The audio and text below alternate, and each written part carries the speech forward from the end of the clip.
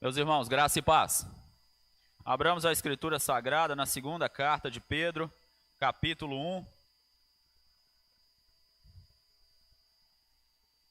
Peço aos irmãos que mantenham a Bíblia aberta, nós precisamos ganhar um pouco de tempo nessa manhã, então eu vou ler os versículos no decorrer da exposição. Nós vamos ler do 12 ao 21, tá bom?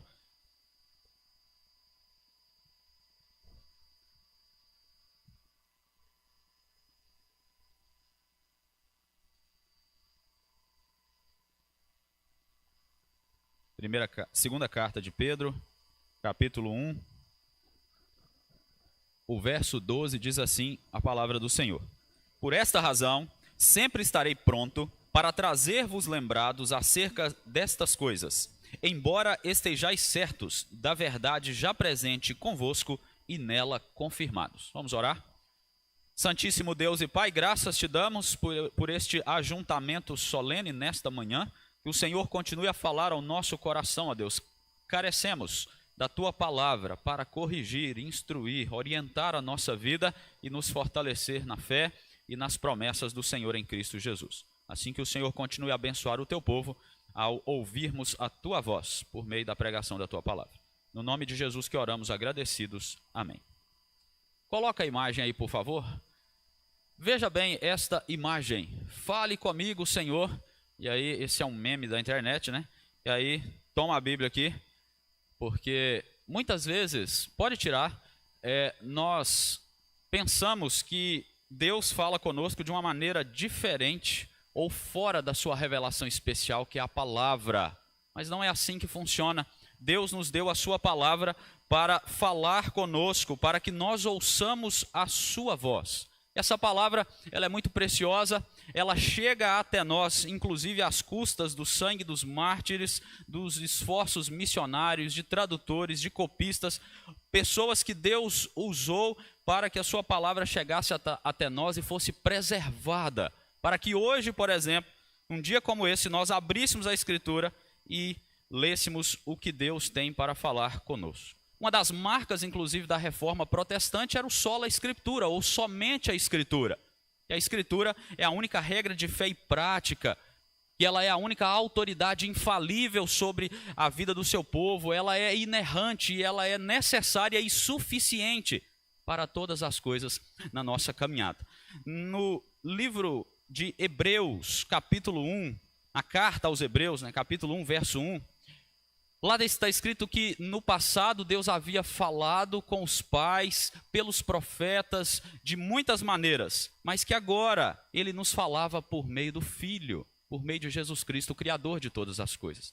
E lá no final do Evangelho de João, João diz que Jesus havia feito muitos sinais que não foram registrados, mas aqueles que haviam sido registrados era para que crescem que Jesus Cristo é o Filho de Deus e que crendo tivessem vida em seu nome.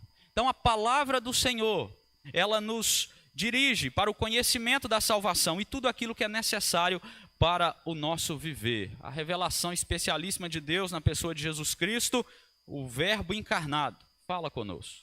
Deus fala conosco e nós precisamos prestar atenção na maneira como que Deus tem falado conosco. Eu quero falar pouco sobre isso nessa manhã, porque Pedro, ele vai do versículo 12 ao 21, tratando aqui da revelação, da Escritura, da pessoa de Jesus Cristo, dele ser uma testemunha, inclusive ocular, daquilo que ele escreveu, daquilo que os demais apóstolos escreveram. Então, a primeira questão que nós devemos considerar naquilo que Deus fala conosco por meio da sua palavra, é que ele usa uma maneira muito didática para falar conosco. É o que está dos versos 12 até o verso 15. Porque, veja bem, no capítulo 1, no início aí do verso 3 ao 11, Pedro ele havia falado da autenticidade cristã, de confirmar a sua vocação, a sua eleição, e ele vai demonstrar isso. E a partir do verso 12 a 15, ele vai mostrar por que ele escrevia as suas exortações, orientações para aqueles irmãos espalhados na dispersão, e por que ele queria sempre trazer aquilo à memória, relembrar aos irmãos. Ele considera que era necessário que houvesse repetição, até que os irmãos se lembrassem, guardassem no coração e que eles continuassem relembrando a palavra do Senhor, para nunca se esquecerem daquilo que Deus estava falando com eles. Veja comigo o verso 14, ele diz assim: certo de que estou prestes a deixar o meu tabernáculo, como efetivamente nosso Senhor Jesus Cristo me revelou. Pedro sabia que a hora da morte dele estava chegando, e ele usa aqui a expressão tabernáculo, né, para dizer que é o meu corpo. Eu estou prestes a deixar o meu corpo, porque eu vou morrer, e Deus já me mostrou. Jesus Cristo já me mostrou isso. A figura do tabernáculo que Pedro está empregando aqui é o fato de que o tabernáculo ele era estabelecido, era amarrado, as estacas eram fincadas, mas quando Deus levantava sua nuvem, o tabernáculo era desamarrado, enrolado. Havia todo aquele sistema para se levar o tabernáculo até onde Deus queria que ele novamente fosse fincado suas bases. Então Pedro está falando: olha, eu estou prestes a deixar o meu tabernáculo, eu já estou desamarrando a tenda. Jesus Cristo já me mostrou, e eu estou indo para casa. Eu estou indo para o lar celestial, para a morada eterna com o Senhor. Veja o verso 13 agora. Então ele diz assim: também considero justo, enquanto estou nesse tabernáculo, despertar-vos com essas lembranças. Então Pedro ele está disposto a sempre repetir para a igreja aquilo que ele havia ensinado, aquilo que ele havia pregado. Ele sabia que ele estava para partir. Falei: eu preciso despertar vocês. E despertar, você sabe, pressupõe que alguém está dormindo. E Pedro conhecia bem o que era isso. No momento mais importante, na oração do Getsemane, Pedro era um dos que estava dormindo. E é como se ele dissesse para aqueles irmãos: olha, eu sei o que é isso, dormir na hora que não se deve, não prestar atenção no que Deus está falando na hora que deveríamos estar prestando atenção. Então, eu que já passei por isso, não quero que vocês passem também. Então eu estou disposto a lembrar vocês, a usar o recurso de repetição, de memorização, de lembrar aos irmãos sempre que for necessário, até que eu parta. E nós sabemos que quando ele partiu ficou registrado o que ele queria que os irmãos se lembrassem da palavra do Senhor, das promessas do Senhor. Ele diz: até lá, eu vou usar esse recurso de repetir para vocês aquilo que é necessário. Meus irmãos, o pecado ele afetou inclusive a nossa cognição. Então você sabe que você não se lembra de tudo, você não decora tudo e você esquece muitas coisas. É perigoso você não lembrar o que você tomou de café da manhã hoje, né? A gente às vezes está meio assim e está tudo afetado pelo pecado mesmo, pela queda. E nós precisamos nos lembrar das promessas do Senhor, porque facilmente nós nos esquecemos delas. Nós nos esquecemos daquilo que Deus nos fala e nós precisamos das verdades redentoras sempre diante dos nossos olhos. É por isso que Pedro está dizendo aqui: olha, eu estou pronto a lembrar vocês dessas coisas sempre e despertar vocês com essas lembranças. As lembranças aqui da pregação e do ensino da palavra. Agora veja o verso 15.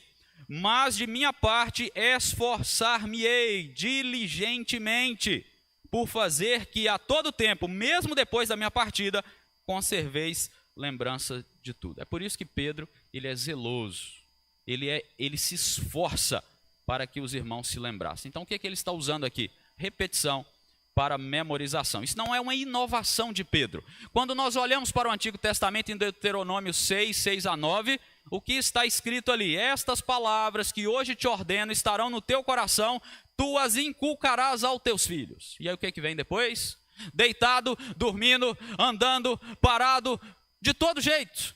O que é isso? Repita, repita, repita o ensino da palavra do Senhor. Quem tem filho aqui sabe como que é, né? Você conta a história e conta de novo para ver se ele lembra alguma coisa, para ver se ele grava aquilo no coração dele, para que ele guarde essas coisas no seu coração. Deus usa essa metodologia, essa didática também nos Salmos, e tem um salmo muito interessante que é o 136. Rendei graças ao Senhor porque Ele é bom. A segunda linha, porque a sua misericórdia dura para sempre. E aí vem mais alguma coisa, porque a sua misericórdia dura para sempre. Por que isso? Por que cantar esta repetição? Por que falar essa repetição? Para que você se lembre que a misericórdia do Senhor dura para sempre. Assim Pedro se vale do artifício de eu vou lembrar vocês, eu vou repetir para vocês quantas vezes forem precisos, para que vocês memorizem essas verdades no coração. É no coração mesmo, tá? Nós memorizamos no coração. as verdades da palavra do Senhor. Os evangelhos também fazem isso. O Senhor inspirou para que se escrevesse vários textos repetidos de perspectivas diferentes para públicos diferentes. E nós recebemos tudo isso para que nós nos lembremos sempre da palavra do Senhor. Agora, você precisa pensar, por que eles repetiam tanto? E eu falei aqui de esquecimento, e você deve estar pensando assim, é porque esquecia mesmo, né? E precisava memorizar. E eles não tinham a Bíblia como nós temos também e tal. Esse também é um ponto. Mas o principal é porque nós nos esquecemos da palavra do Senhor. É porque nós somos pecadores e nós teimamos em esquecer as verdades da palavra do Senhor. É por isso que ela precisa ser repetida e repetida e repetida para nós continuamente. E nós temos vantagem sobre esses irmãos aqui da dispersão. Nós temos a Bíblia toda nas mãos, eles não tinham. Nós temos de várias traduções, nós temos de aplicativo, nós temos do jeito que nós quisermos. E nós precisamos levar em consideração que Deus cobrará mais de nós do que deles, em relação ao zelo e o cuidado, em estudar, em ouvir a voz de Deus, em guardar no coração a voz de Deus, em colocar em prática a palavra do Senhor, porque nós temos ela toda completa em nossas mãos. Então vai, leia a Escritura, vá até ela, leia até que você guarde todas as verdades eternas no coração e depois que guardar, continue memorizando, estudando, meditando na palavra, porque senão você vai esquecer. Porque senão você vai se perder e não vai ouvir a voz de Deus e vai ouvir qualquer voz por aí que não seja a voz do Senhor. Então Deus, Ele fala conosco e Ele usa até recursos bem didáticos para que nós não nos esqueçamos daquilo que Ele quer que nós saibamos sobre a nossa salvação. Mas Deus, Ele nunca falou conosco de maneira abstrata, Ele falou por meio de pessoas, de testemunhas oculares, e é o que Pedro vai destacar do verso 16 até o verso 18, porque ele fala, olha, eu vou lembrar vocês dessa palavra sempre, sempre, sempre, e eu quero dizer para vocês o seguinte, que nós fomos testemunhas da palavra encarnada. Deus fala conosco por meio de homens que testemunharam a história ante os seus próprios olhos. Veja o verso 16. Porque não vos demos a conhecer o poder e a vinda de nosso Senhor Jesus Cristo, seguindo fábulas engenhosamente inventadas, mas nós mesmos fomos testemunhas oculares da sua majestade. Pedro está dizendo, nós não ensinamos você sobre o poder de Cristo e o retorno glorioso de Cristo de acordo com coisas enganosas, fábulas, mitologia, coisas que parecem sabedoria, mas não são. Isso aqui é importante porque aquele povo está num ambiente grego, um ambiente cheio de mitologia, cheio de fábulas, cheio de histórias que traziam conceitos sobre a vida, sobre a morte, sobre tudo, mas que eram historinhas mentirosas. E Pedro, ele rechaça essa ideia, ele fala, olha, nós não somos aqueles que ensinaram mitologia para vocês. Inclusive, nós testemunhamos aquilo que nós ensinamos para vocês. A teologia liberal, que é um grande mal no meio da igreja, ela tem um expoente que é conhecido no meio acadêmico, talvez você também já ouviu falar, chama Rudolf Bultmann. Este teólogo, ele tentou mostrar que o Novo Testamento era carregado de mitos a respeito de Jesus Cristo. Na verdade, a maioria das coisas era uma mitologia, os milagres, as vozes, a voz que fala do céu, esse é o meu filho amado em quem me comprazo. Isso é mitologia, segundo a teologia liberal. Isso aí são fábulas. Essa questão de Jesus Cristo, ele triunfou sobre o mal, sobre os demônios, que ele fez milagres. Tudo isso, segundo a teologia liberal, e principalmente este homem, Rudolf Bultmann, era mito. E ele queria mostrar que a Bíblia, ela carregava esses mitos. Bom, eu acho que ele não leu a segunda carta de Pedro, né? Porque Pedro está falando claramente que nós não estamos pregando para vocês mitologia, nós estamos falando da majestade de Deus. E aqui ele está se referindo no verso 17, veja comigo o verso 17. Pois ele recebeu da parte de Deus Pai honra e glória, quando pela glória excelsa lhe foi enviada a seguinte voz: este é o meu filho amado em quem me comprazo. Pedro está fazendo referência àquele momento em que Mateus 17 mostra a transfiguração de Jesus. E ali só estavam Pedro, Tiago e João. Naquele momento da transfiguração de Jesus, está escrito lá assim em Mateus 17, ele foi transfigurado diante dele, seu rosto resplandecia como o sol, suas vestes tornaram-se brancas como a luz. Aí uma nuvem luminosa envolveu, e eis vindo da nuvem uma voz que dizia: este é o meu filho amado, em quem me comprazo, a ele ouvi. Já haviam cerca de 30 anos que Pedro havia presenciado aquele acontecimento, visto Cristo encarnado na sua glória, um pequeno vislumbre do que ele veria na eternidade. E Pedro está lembrando aos irmãos, certamente aquilo estava na memória de Pedro, como se ele tivesse acabado de ver o Cristo glorificado. E a voz que falava com eles, a mesma voz que falou quando Jesus foi batizado por João Batista, mas a multidão ouviu, agora só os 3 ouviam: este é o meu filho amado, em quem me comprazo. Então, enquanto os gregos não se importavam que a sua mitologia fosse verdadeira ou não, fosse realidade ou não, Pedro se importa. E ele declara: os meus ensinamentos não partem de mito, mas da realidade daquilo que eu vi. O Cristo glorificado. Aquilo que eu ouvi, a voz do Pai, que exaltava a majestade do Filho. O que Pedro está fazendo aqui, irmãos, ele está mostrando para as igrejas: olha, a palavra do Senhor, ela é verdadeira, ela é real, ela é testificável, ela é verificável. Aquilo que se diz a respeito da salvação em Cristo Jesus é a verdade absoluta, inerrante, infalível. Porque, inclusive, eu vi aquilo que eu estou escrevendo, estou pregando para vocês. Então, a Bíblia que você tem na mão não é uma coletânea de histórias fabulosas. Não é mitologia grega. Não é sobre os deuses do Olimpo.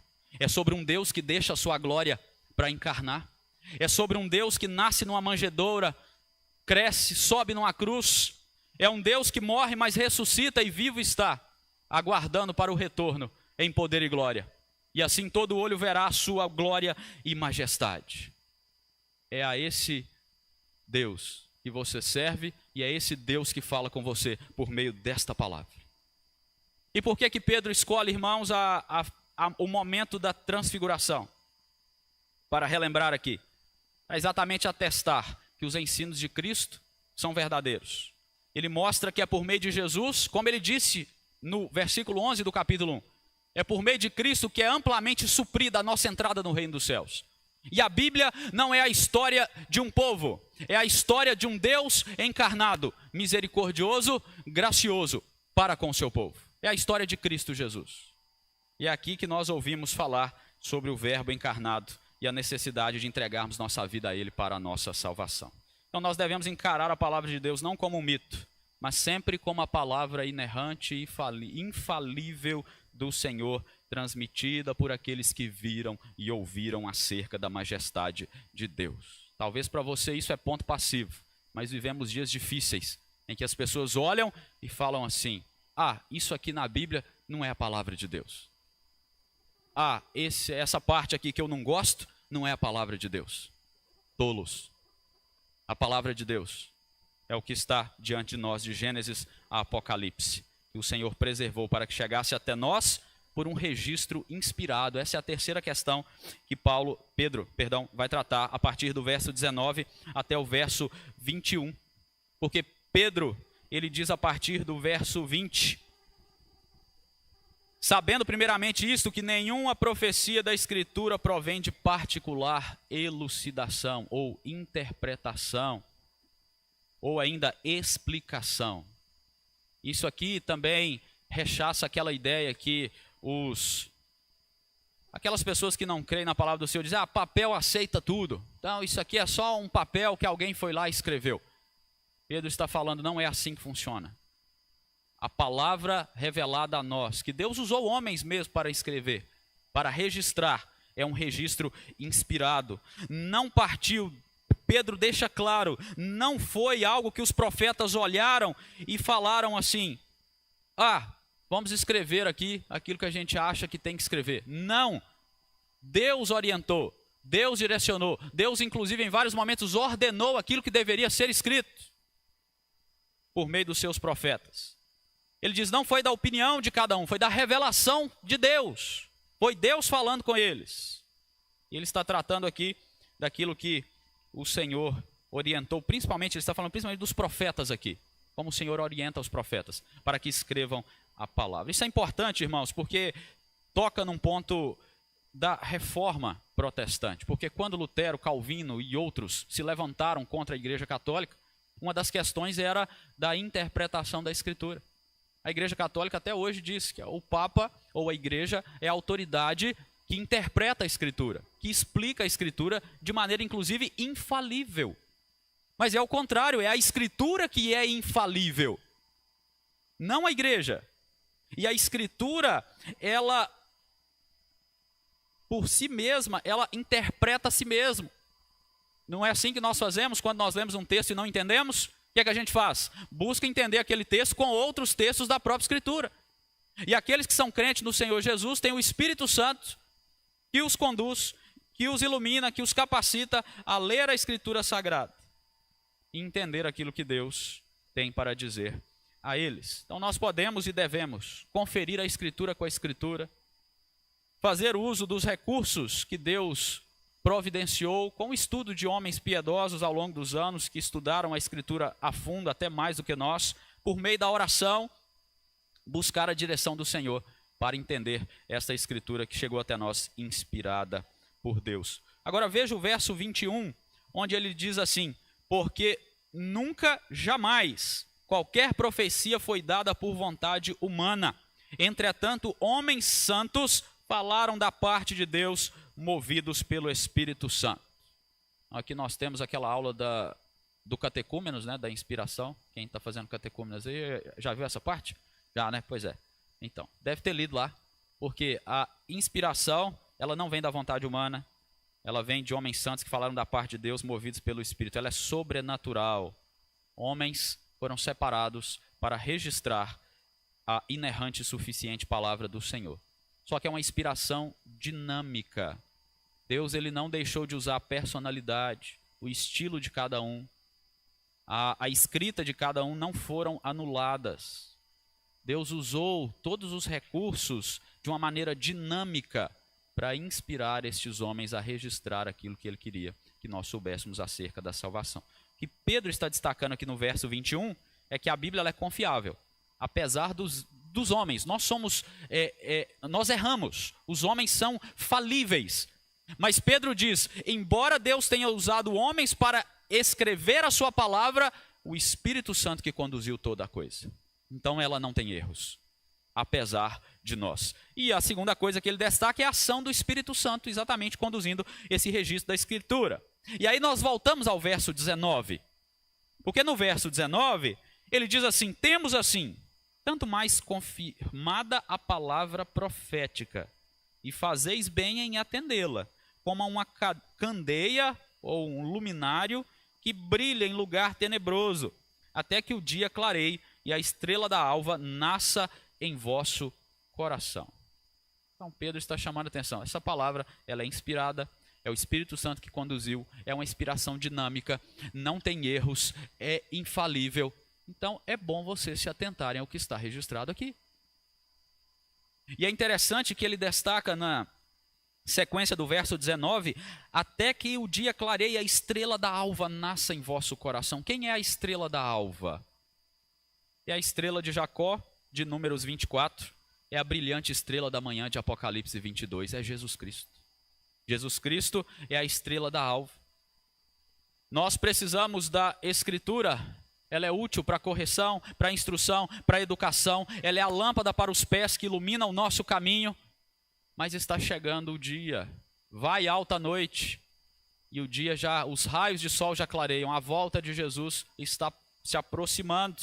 E a Escritura, como nós temos ela aqui hoje, nós não precisaremos mais, porque estaremos diante do próprio Logos, do próprio Verbo, da própria palavra encarnada que é Cristo Jesus. Mas ele ainda não voltou. E é por isso que nós precisamos nos apegar a esta palavra que nós temos diante de nós. É a mesma palavra de Deus. Nós estávamos nas trevas espirituais, mas Cristo iluminou a nossa vida e ele nos deu uma palavra para vivermos de acordo com ela. Com essa nova vida, essa vida na luz de Cristo. E ele nos deu orientações E aquilo que os homens obscureceram com suas interpretações, com as suas distorções, Deus permitiu que viesse uma reforma protestante para que a palavra fosse colocada no seu devido lugar novamente. E Deus permitiu também que houvessem traduções dessa palavra. Deus permitiu que nós tivéssemos tecnologias para acessar essa palavra. Então você tem na sua mão a palavra inspirada do Senhor, preservada pelo Senhor para que chegasse até você. Um registro preservado. E qual que é a razão disso? Para que você ouça aquilo que Deus tem para falar ao seu coração. Então a sua Bíblia não pode ficar fechada, meu irmão. A sua Bíblia precisa ser lida diariamente, continuamente. Você precisa estudá-la, você precisa se aprofundar, você precisa meditar. E esse negócio de meditação ficou esquisito, né? Por conta do pessoal do Oriente lá, dos budistas e coisas dessa natureza, mas a gente perdeu de vista o que é a meditação bíblica, o que é a contemplação da palavra do Senhor. E nós não podemos perder isso de vista. Nós precisamos fazer aquilo que é a meditação correta. Não é ficar lá, não. É ler a palavra, pensar na palavra, guardar a palavra no coração, viver a palavra, desejar, amar essa palavra, carregá-la sempre conosco, na mente, no coração, na palavra, no agir, em todos os modos, porque é a palavra de Deus, Deus falando conosco.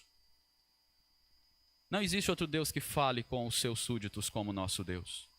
E nós precisamos nos atentar a isso.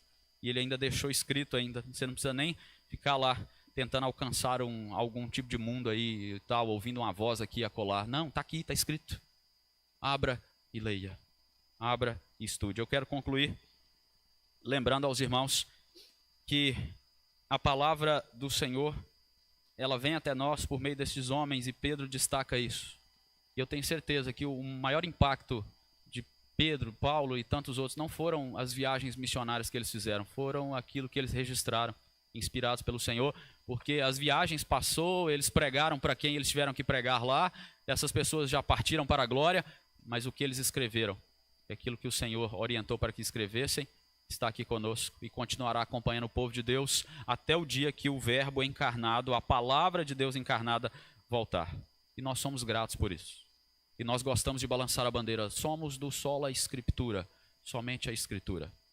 Agora você precisa se perguntar se você está vivendo de fato somente a escritura. Esse é o ponto. Falar que eu sou do time do somente a escritura não é difícil. Mas é difícil você viver somente a escritura. Pergunte a você mesmo, você tem se dedicado em guardar essa palavra no seu coração, lendo, relendo, meditando todos os dias da sua vida? Você vive de fato considerando a Bíblia como a fonte de revelação máxima acerca de Deus? Ou você está esperando um anjo vir falar com você? Ou você está consultando os mortos? Ou você está jogando cartas por aí? Búzios, coisas dessa natureza? Você está de fato ouvindo a voz de Deus por meio da palavra? Ou de outras vozes que são da mitologia, dos deuses do Olimpo dos nossos dias? Pergunte-se a si mesmo. Pense bem. Se a palavra de Deus de fato é central na sua vida. Se ela é de fato a voz de Deus que fala a você e que você considera isso como a única coisa que importa para a sua vida. Dizer e viver são coisas diferentes. E que a nossa declaração de somente a Escritura seja o nosso viver somente pela Escritura. Semana que vem nós vamos falar, se Deus nos permitir, sobre o capítulo 2, os falsos mestres, e vai ficar mais evidente ainda quão importante é a palavra inerrante do Senhor, tá? Em contraste com os falsos mestres. Então que Deus nos conduza e que a nossa vida seja centralizada pela palavra. Amém.